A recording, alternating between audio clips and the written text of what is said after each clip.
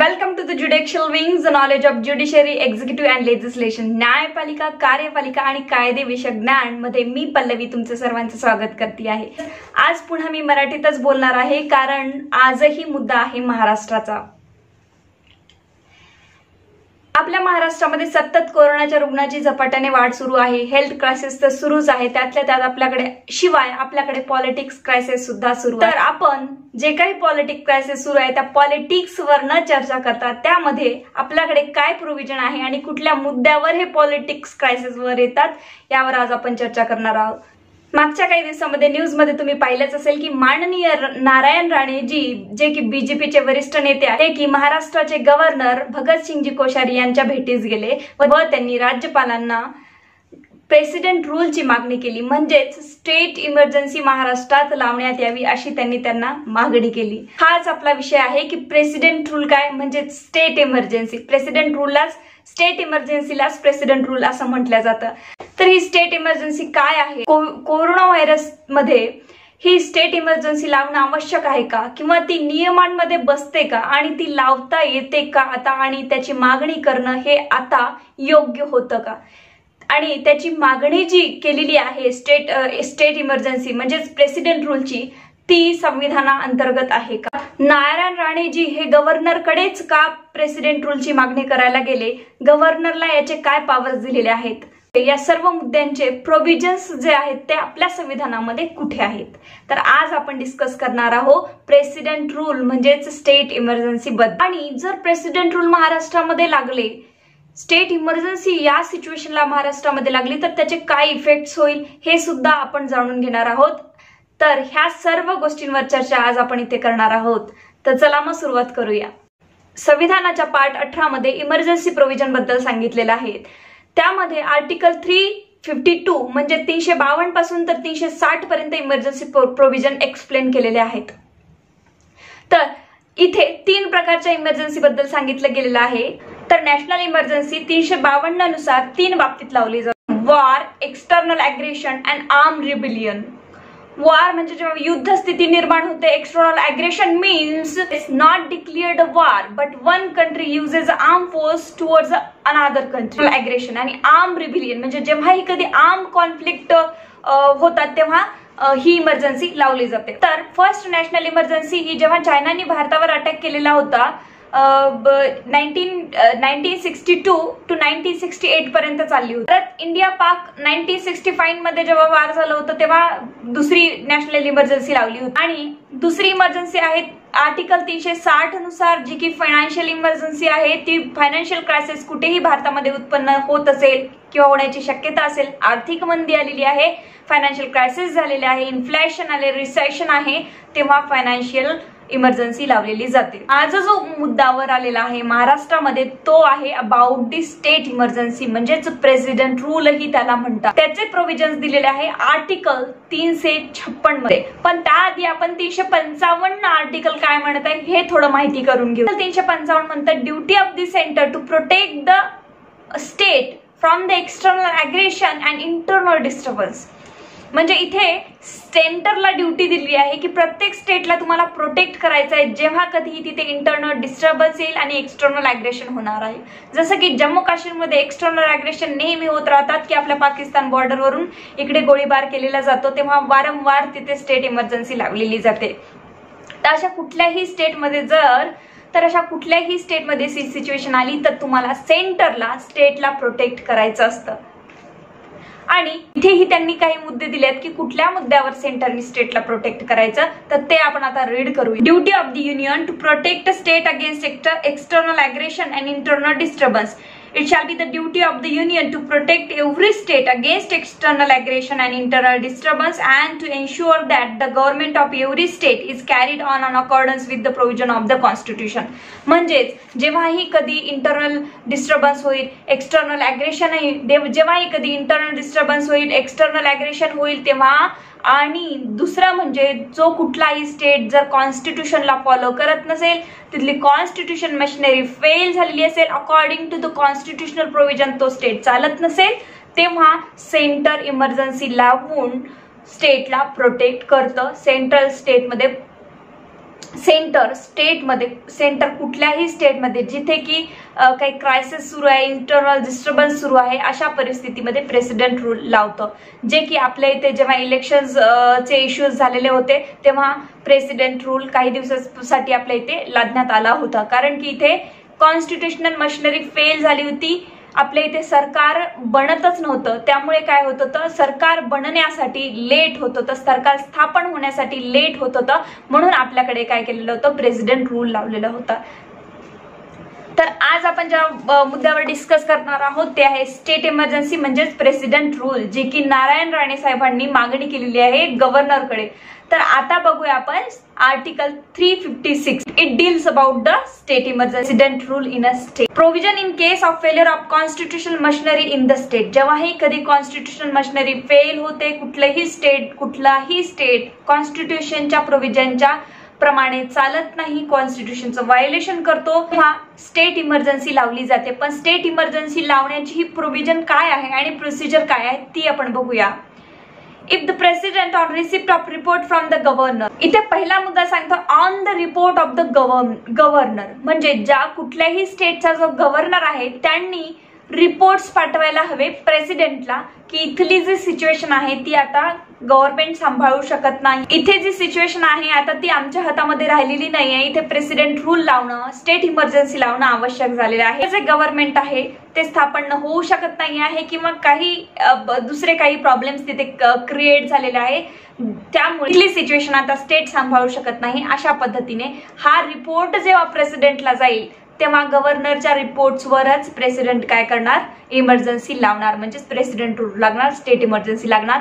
म्हणून माननीय नारायण राणे हे गव्हर्नरकडे मागणी करण्यास गेले होते.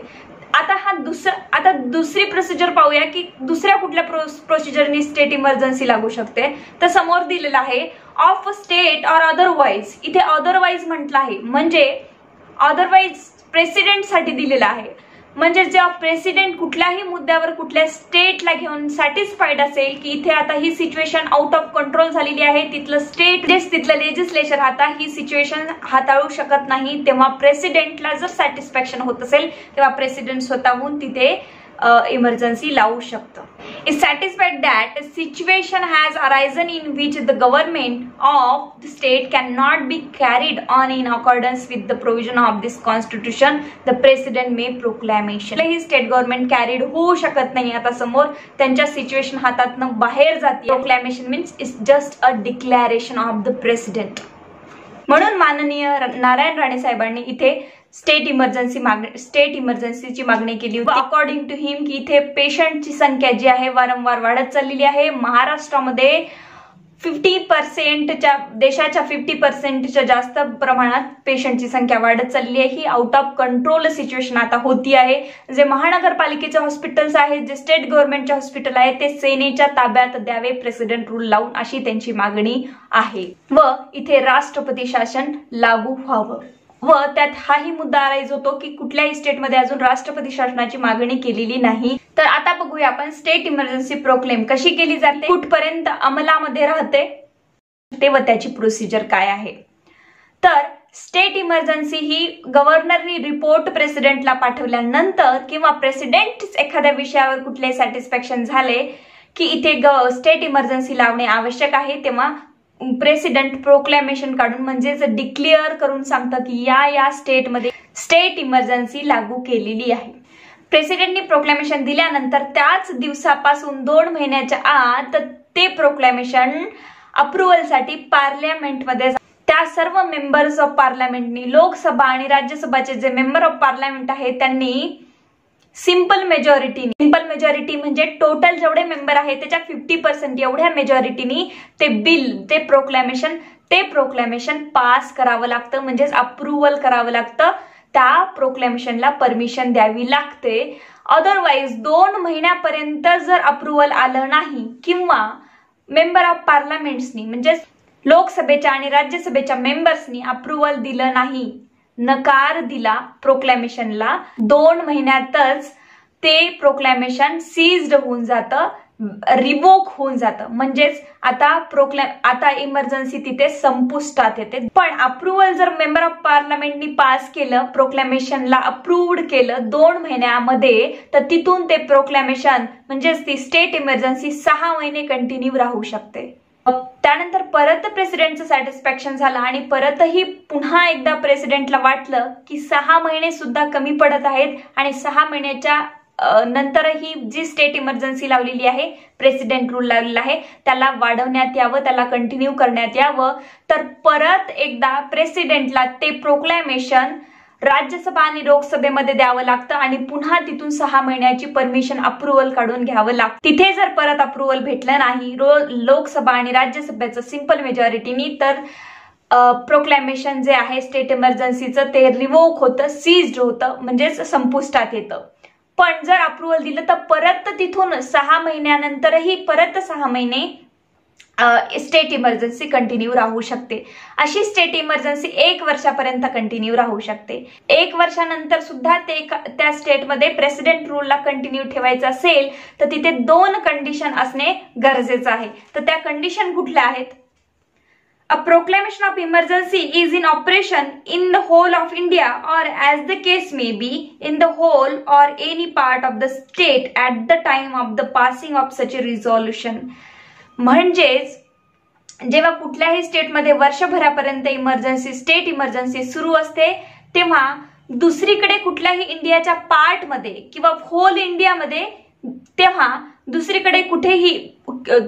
दुसरीकडे होल इंडियामध्ये किंवा इंडियाच्या कुठल्या पार्टमध्ये इमर्जन्सी लागलेली असणं गरजेचं असतं. इमर्जन्सी लागलेली असणं गरजेचं असतं, तरच ह्या स्टेटची इमर्जन्सी समोर कंटिन्यू होईल 1 वर्षानंतर, अदरवाईज ती तिथेच सीज होऊन जाईल. तर बघूया आता दुसरी कंडिशन कुठली आहे की 1 वर्षानंतर इमर्जन्सी कंटिन्यू करायची असेल तर. Election commission certified that during the period specified in such resolution is necessary on account of difficulties in holding a general election to legislative assembly of the state concerned. दुसरी condition अशी आहे की election कमिशननी हे certified केलं पाहिजे की त्या स्टेटमध्ये जिथे की इमर्जन्सी लागलेली आहे आणि वर्षाच्या नंतरही ती कंटिन्यू करायची आहे, तिथे इलेक्शन कमिशनने हे सर्टिफाईड करायला हवं की इथे लेजिस्लेटिव्ह असेंब्लीचे म्हणजेच लोकसभेचे इलेक्शन घेणं आता शक्य नाही आहे आणि ही जी इमर्जन्सी आहे ती कंटिन्यू ठेवणं गरजेचं आहे. या 2 मुद्द्यावरच 1 वर्षानंतर इमर्जन्सी पुढे परत 6 महिन्यासाठी लोकसभा आणि राज्यसभेचं अप्रुव्हल मिळाल्यानंतर कंटिन्यू होऊ शकते. 6 महिने आणि 6 महिने ही स्टेट इमर्जन्सी म्हणजेच प्रेसिडेंट रूल 3 वर्षासाठी कुठल्याही स्टेटमध्ये एक्सटेंड करता येतो. 3 वर्षाच्या नंतर स्टेट इमर्जन्सी एक्सटेंड करता येत नाही. रिवोक आणि सीज कधी कधी होते, जेव्हा प्रोक्लेमेशन प्रेसिडेंट काढतं 2 महिन्याच्या आत त्याला अप्रुव्हल राज्यसभा आणि लोकसभेचं मिळणं गरजेचं असतं. त्यानंतर 6 महिन्यांनी परत अप्रुव्हल करून घ्यावं लागतं लोकसभा आणि राज्यसभेकडून, नाहीतर ते तिथेच पुन्हा सीज होतं. वर्षाच्या वर जर इमर्जन्सी कंटिन्यू करायची असेल तर त्या 2 कंडिशन कमिशननी सर्टिफाईड करणं गरजेचं असतं. आणि दुसरं म्हणजे होल इंडियामध्ये किंवा इंडियाच्या कुठल्याही पार्टमध्ये इमर्जन्सी लागलेली असणं गरजेचं असतं, तरच इमर्जन्सी पुढे कंटिन्यू होऊ शकते, अदरवाईज इमर्जन्सी रिवोक्ड होऊन जाते. प्रेसिडेंट रूल जर कुठल्याही स्टेटमध्ये लागलेले असेल तर तिथे इम्पॅक्ट काय होतो, इफेक्ट काय पडतो, तर तिथे लेजिस्लेचरचं काम बंद होतं, लेजिस्लेचरला सस्पेंड केलं जातं व सर्व जे काही पॉवर्स आहेत ते पार्लमेंटकडे जातात. लॉज बनवण्याचे सुद्धा पार्लमेंटकडे पॉवर जातात. पार्लमेंटकडे जेव्हा अप्रुव्हल जातं तेव्हा जर अशी काही सिच्युएशन अराईज झाली असेल, म्हणजेच की लोकसभेचे इलेक्शन व्हायचे आहेत किंवा सुरू आहेत, अजून लोकसभा अस्तित्वात नाही आहेत, जसं की 5 वर्षानंतर लोकसभेचे आपल्याकडे इलेक्शन होतात आणि त्या टाइम मध्ये लोकसभा जर अस्तित्वात नसेल तर अप्रुव्हल मिळणं कठीण होतं. म्हणून इथे एक प्रोव्हिजन्स दिलेला आहे की जेव्हाही कधी लोकसभा अस्तित्वात नसेल तर ते प्रोक्लेमेशन फक्त राज्यसभा पास करू शकत नाही, बोथ द हाऊसेसचं अप्रुव्हल गरजेचं असतं. There is need to be approved by the both houses of the parliament. त्या दिवशी लोकसभा अस्तित्वात येईल, त्या दिवसापासून 30 दिवसाच्या आत लोकसभा आणि राज्यसभाने ते बोथ हाऊसेसनी 50% मेजॉरिटीनी, सिंपल मेजॉरिटीने ते बिल पास करायचं असतं.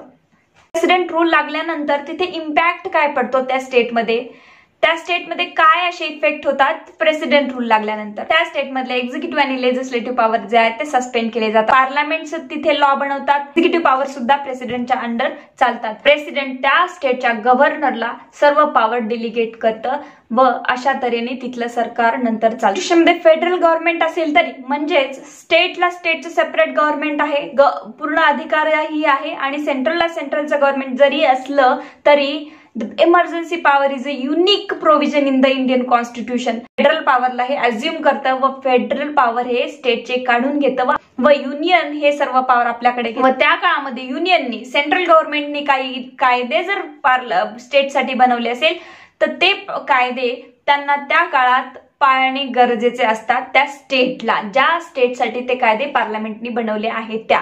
पण आफ्टर इमर्जन्सी सीज्ड, जेव्हा इमर्जन्सी सीज्ड होते तेव्हा हे डिपेंड्स अपॉन त्या स्टेटवर आहे की ते कायदे त्यांना ठेवायचे की नाही. तर ह्याही सिच्युएशन तिथे अराईज नंतर होतात. जर आपल्या इथे प्रेसिडेंट रूल रावले तर सीएम व्हॅकेट होतात, लेजिस्लेटिव्ह असेंब्ली संपुष्टात येते आणि प्रेसिडेंट रूल म्हणजे सर्व काही पार्लमेंटच्या हातात जातं आणि जे काही हॉस्पिटल्स वगैरे जी काही सिच्युएशन आता आहे ती सेनेच्या हातात म्हणजेच आर्मी कंडक्ट तिथे करणार. असे काही करंट अफेअर्स आपल्या समोर येत राहतात. म्हणून मी संडे नॉलेज व्हिडिओ तुमच्यासाठी दर रविवारी घेऊन येते. तर ही होती आपली स्टेट इमर्जन्सीची कन्सेप्ट. तर आजचा व्हिडिओ कसा वाटला तुम्हाला कमेंटमध्ये मला नक्की कळवा आणि सबस्क्राईब करा माझ्या चॅनलला, लाईक करा आणि बेल आयकॉन पण दाबा. त्यामुळे काय होईल की माझ्या प्रत्येक व्हिडिओचे नोटिफिकेशन तुम्हाला वेळेवर मिळतील. Stay home, stay safe and thank you so much.